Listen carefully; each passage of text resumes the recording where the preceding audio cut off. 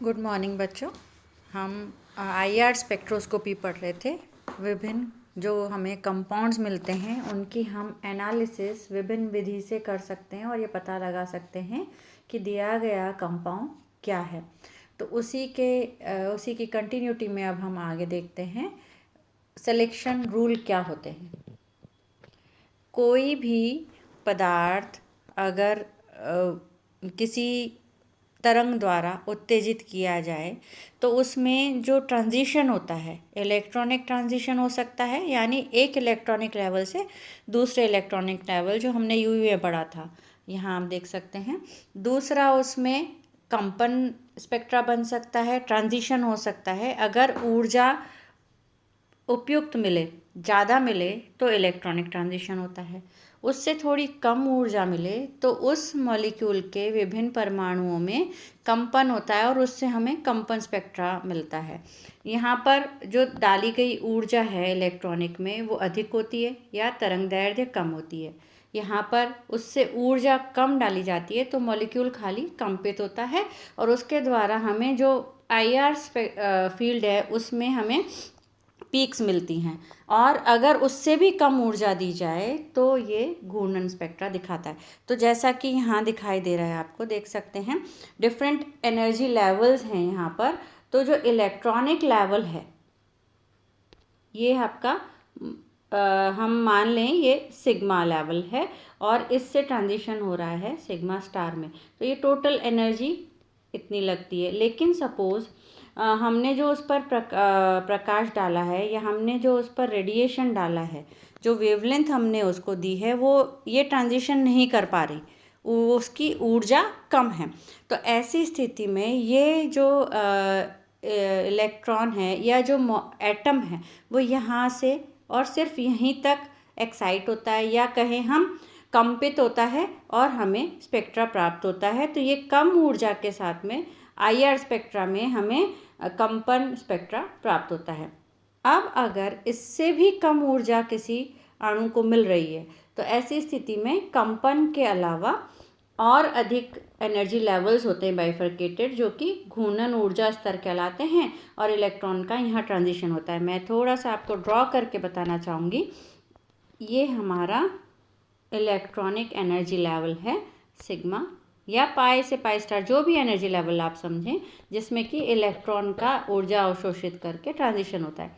Suppose जो ऊर्जा मिल रही है वो पर्याप्त नहीं है, एक इलेक्ट्रॉन को इस स्थिति से इस स्थिति तक पहुंचाने के लिए पर्याप्त नहीं है। ऐसी स्थिति में बीच में और एनर्जी लेवल्स होते हैं छोटे छोटे।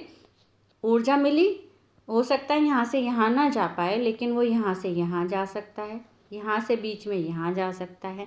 ये इस तरह के ट्रांजिशन कम ऊर्जा वाले होते हैं और ये कंपन स्पेक्ट्रा बनाते हैं। सपोज इससे भी कम ऊर्जा मिली तो ऐसी स्थिति में इनके बीच में भी छोटे छोटे और एनर्जी लेवल्स होते हैं डिवाइडेड।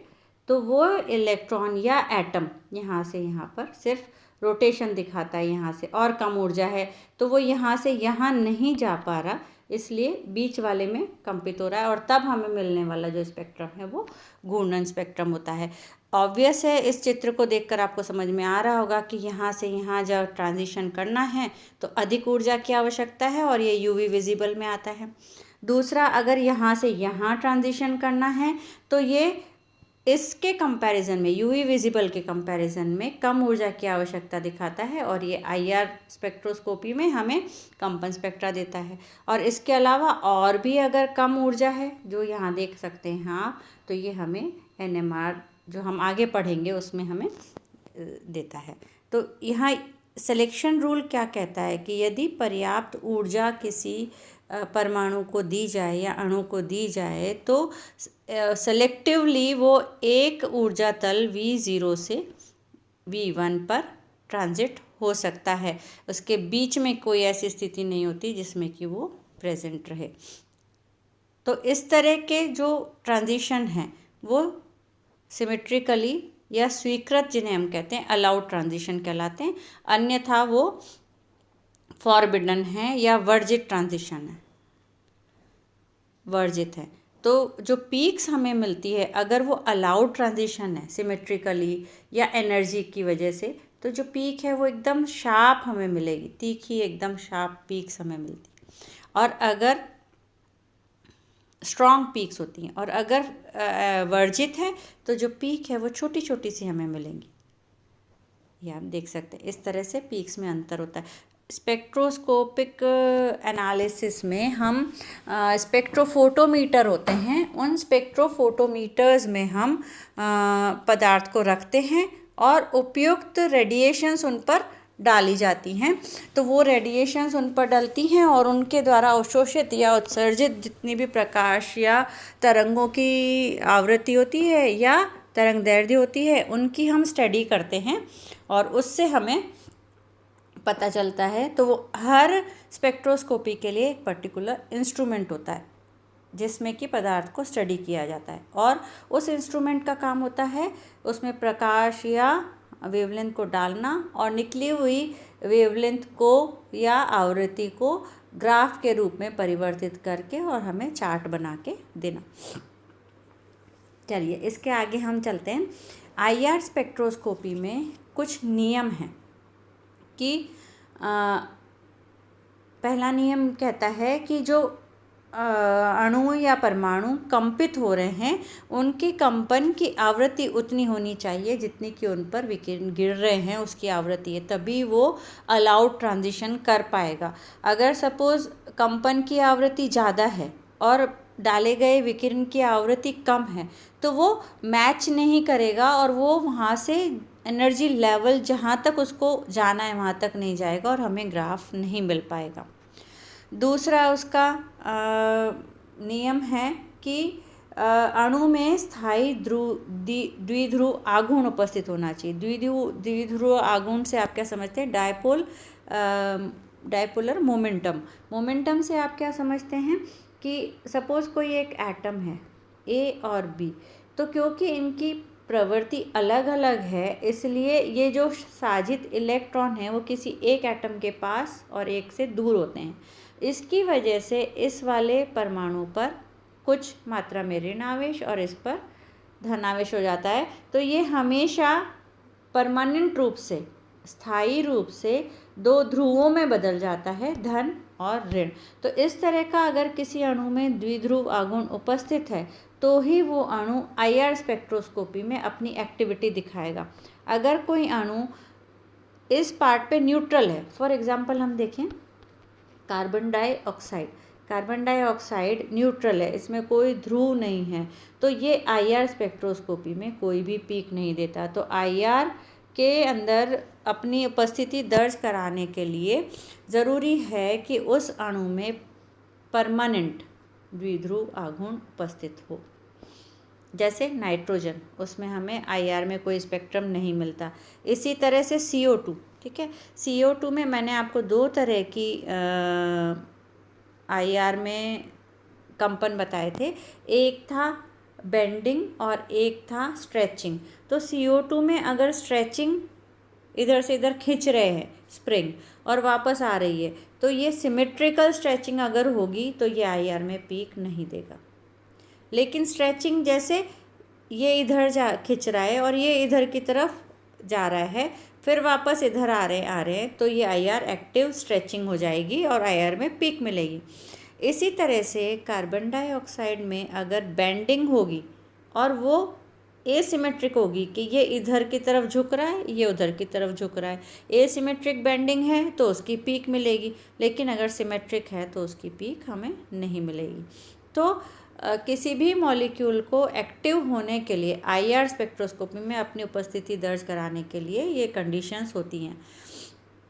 तीसरी कंडीशन है कि अगर कंपन हुआ है तो जो ऊर्जा तल है वहाँ पर उसमें जो वृद्धि है, यानी एक ऊर्जा तल से यहाँ पर जाना है उसे, तो इतनी आवृत्ति वो अवशोषित कर ले कि वो यहाँ से यहाँ पहुँच सके। अगर वो कहीं इसका मान ±1 होना चाहिए। अगर ये 1 नहीं है तो ये यहाँ बीच में जा कर के और वापस आएगा परमाणु, तो हमें आईआर में स्पेक्ट्रा नहीं मिलेगा।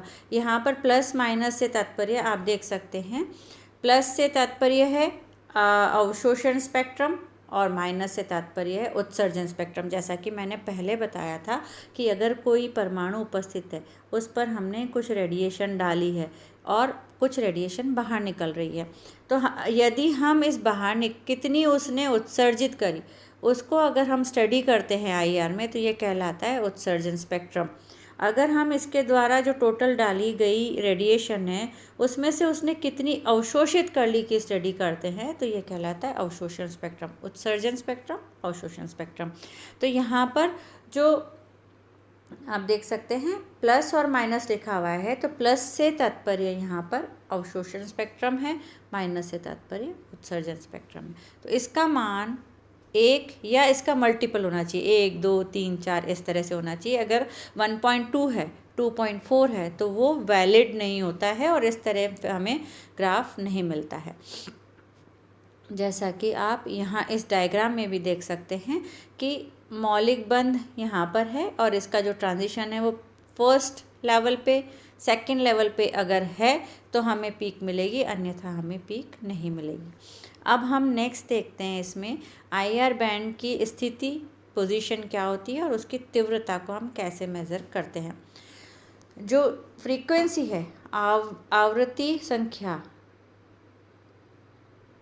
नंबर, फ्रीक्वेंसी नंबर जो है वो वेवलेंथ का, तरंग दैर्ध्य का इन्वर्सली प्रोपोर्शनल होता है। यानी अगर तरंग दैर्ध्य बढ़ रही है तो आवृत्ति कम होगी या आवृत्ति संख्या कम होगी। आवृत्ति संख्या किसे कहते हैं? किसी एक बिंदु से किसी एक पर्टिकुलर समय में गुजरने वाली तरंगों की संख्या उसकी तरंग संख्या कहलाती है। आवृत्ति किसे कहते हैं? एक शृंग और एक गर्त के बीच की दूरी तरंग दैर्ध्य है और इसका इन्वर्सली प्रोपोर्शनल उसकी आवृत्ति है। चलिए, तो जो आवृत्ति है, आवृत्ति संख्या है, ज़्यादातर आईआर स्पेक्ट्रोस्कोपी में हमने यूवी में देखा था कि हम जो मेज़रमेंट करते हैं वो लैम्डा में करते हैं ना। लैम्डा तरंग दैर्ध्य सेंटीमीटर इनवर्स उसकी यूनिट होती है। अगर हम इससे आगे चलें, यूवी विजिबल प्रकाश की तरंग दैर्ध्य आईआर से कम होती है। जैसे जैसे हम आगे जाते जाएंगे ये लैम्डा का मान बढ़ता जाएगा, ये लैम्डा और ये लैम्डा। तो ये लैम्डा जो है ये यूवी विजिबल के लिए है और ये आईआर के लिए। हम देख सकते हैं आईआर में ये लैम्डा का मान बढ़ गया है। तो इसको मेज़र करने के लिए हम ज़्यादातर आईआर स्पेक्ट्रोस्कोपी में आवृत्ति संख्या से मेज़र करते हैं और जो हमारी लैम्डा है वो ज़्यादा है उसकी कैलकुलेशन करते हैं हम। तो ये इस तरह से सेंटीमीटर इनवर्स में आपको तरंग दैर्ध्य मिल जाती है। सॉरी, लैम्डा जो है वो एंगस्ट्रॉन्ग में नापी जाती है क्योंकि बहुत छोटी होती है। जबकि जैसे जैसे हम आगे जाएंगे लैम्डा का मान बढ़ता जाएगा या न्यू बार कम होता जा रहा है तो उसे फिर हम सेंटीमीटर इनवर्स में नापना शुरू करते हैं। अवशोषण, अवशोषणांक और पारगम्यता में क्या अंतर है? किसी भी पदार्थ द्वारा अगर उस पर प्रकाश डाला जाए तो वो जो अवशोषित करता है प्रकाश की मात्रा उसे कहते हैं एब्जॉर्बेंस, अवशोषणांक कहते हैं। और जितना ज़्यादा अवशोषित करेगा उतना कम बाहर निकलेगा, कम पारगम्य होएगा। इसलिए A is inversely proportional to transmittance या पारगम्यता।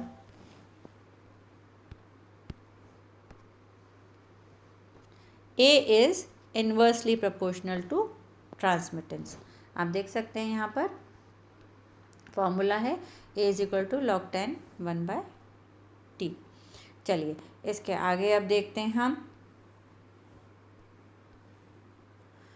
आईआर स्पेक्ट्रम में हम जैसे यहाँ पर आपको दिखाई दे रहा है तरंग संख्या को अगर हमें प्रदर्शित करना है तो उसके लिए हम इस सूत्र द्वारा तरंग संख्या को कैलकुलेट कर सकते हैं। जैसे कि जो फ्रीक्वेंसी है वो आप यहाँ देख सकते हैं। सिंगल बॉन्ड सी और सी के लिए 1200 ये और ये, इसके तात्पर्य ये है कि जो बंध है उस बंध में जो स्ट्रेचिंग है, दो तरह की हमें पीक्स मिल सकती हैं, खिंचाव वाली, स्ट्रेचिंग वाली और बेंडिंग वाली। तो CH के अणुओं में जो CH की स्ट्रेचिंग वाली पीक्स है वो हमें लगभग 3000 के आसपास प्राप्त होती है CH की। लेकिन C की अगर वो सिंगल बॉन्ड है तो वो 1200 पे, अगर वो डबल बॉन्ड है तो 1650, और अगर वो ट्रिपल बॉन्ड है ये दिखाता है कि यहाँ पर इसमें अधिक सामर्थ्य है, स्ट्रॉन्ग बॉन्ड है, जबकि जो ये वाला बॉन्ड है सिंगल बॉन्ड वो थोड़ा सा वीक होता है। तो फ्रीक्वेंसी की संख्या बंध के सामर्थ्य के साथ साथ बढ़ती जाती है। इसके आगे हम देखें C बॉन्ड जो है हमारा, यहाँ देख सकते हैं आप 3000 सेंटीमीटर पे मिल रहा है इन्वर्स पे। ये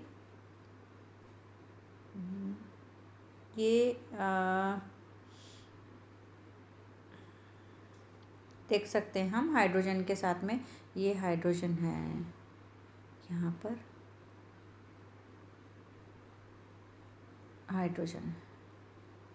फिर इसके बाद में नेक्स्ट आप देख सकते हैं 1100 पे, फिर 800 पे, फिर ये, और इस तरह से हमारी जो फ्रीक्वेंसी है वो बंधों के साथ साथ परिवर्तित होती है। अब यहाँ पर एक एग्जांपल आप देखिए कि अगर CH बॉन्ड है, C और H खींच रहा है इधर और इधर, तो वो बैंड मिलेगा हमें 3000 पे। जबकि जो CH बैंड है वो बैंड हो रहा है नीचे की तरफ, ऊपर की तरफ, तो वो मिलेगा। ऑब्वियसली आप अच्छे से जानते हैं, अगर कोई स्प्रिंग है दो परमाणुओं के मध्य में, यदि स्प्रिंग है और उसको हम खींचें तो हमें ज़्यादा ताकत लगाना पड़ती है, इसलिए ये 3000 पे मिलता है। और अगर हम उसको बैंड करें तो हमें ताकत कम लगाना पड़ती है, इसलिए ये 1340 सेंटीमीटर इन्वर्स पे हमें मिलता है। इस पर आगे जो संकरण है, हाइब्रिडाइजेशन है, उसका भी प्रभाव पड़ता है। जो कार्बन है वो किस संकरित अवस्था में है। फॉर एग्ज़ाम्पल हम यहाँ पे देख सकते हैं कि अगर ट्रिपल बॉन्ड बना हुआ है, लगा हुआ है कार्बन के साथ में हाइड्रोजन के, तो उसमें जो हमें मिलेगी आवृत्ति स्ट्रेचिंग की, वो मिलेगी 3300 पे। और अगर डबल बॉन्ड है यानी कार्बन sp2 हाइब्रिड है तो वो 3100 पे, और अगर sp3 हाइब्रिड है तो आप देख सकते हैं कि जो संकरण है उससे भी बंध की प्रबलता पे और जो न्यू बार हमें मिलेगा उसकी इंटेंसिटी पर फ़र्क पड़ता है, वो दिखाई देता है। चलिए इससे आगे अब हम नेक्स्ट क्लास में पढ़ेंगे।